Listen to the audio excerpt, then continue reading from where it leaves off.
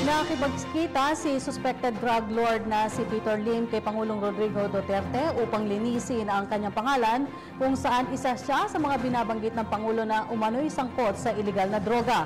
Kasama ni Pangulong Duterte ang ilang miyembro ng kapulisan at government TV station ang PTV4 bilang saksi sa nasabing pulong. Mula sa Davao City, may report si Marita Muahe. Nakapagkita si Pangulong Rodrigo Duterte kay suspected drug lord Peter Lim sa Philippine Drug Enforcement Agency o PDEA Regional Office 11 dito sa Davao City. Kasama sa nasabing meeting ang miyembro ng kapulisan, NBI pati na ang government station PTV4 upang magsilbing witness. Sa meeting na ito, paulit-ulit na sinabi ng Pangulo na galit siya sa droga at gagawin niya ang makakaya upang mapahinto ito at mahuli ang mga taong nasa likod nito, lalo na ang mga malalaking pangalan. Have declared war against the drugs. Region 4, 100 policemen into drug pushing and using. And 65, ilan na ngayon? What's the latest count? Mag-abot na 100,000 yan. Yan nag-surrender.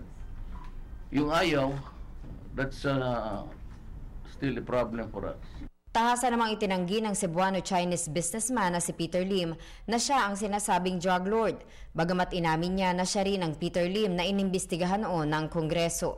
Anya, napakarami ang may ganitong pangalan sa Pilipinas at pinaninindigan nito na kailanman ay hindi niya gagawin ang ibinibintang sa kanya, lalo pa at maging sila ay biktima rin umano ng droga. Sa katunayan, sinusuportahan umano niya ang kampanya ng Pangulo laban sa droga at kriminalidad kahit noong kumakandidato pa lamang ito. Aminado naman ang Pangulo na marami nga ang may ganitong pangalan sa bansa, ngunit mahigpit nitong pinagsabihan si Lim na hindi ibig sabihin nito ay ligtas na siya at libre sa mga ibinibintang sa kanya. Upang mapatunayan umano nito na inosente siya sa mga bintang na ito at hindi siya ang sinasabing drug lord, pinagsabihan ni Duterte si Lim na ipresenta nito ang kanyang sarili sa kinaukulan para maimbestigahan at kung nais nito ay magdala na rin ng sariling abogado. Kaugnay nito, agad na ring binigyan ni Duterte ng utos ang National Bureau of Investigation o NBI na gawin ang nararapat na investigasyon kay Lim. Inclusive man, bot pasabot, takhaw ba ang puan sa Kongreso? I will advise you strongly na mo submit kag investigation. Yes, sa akong panahon.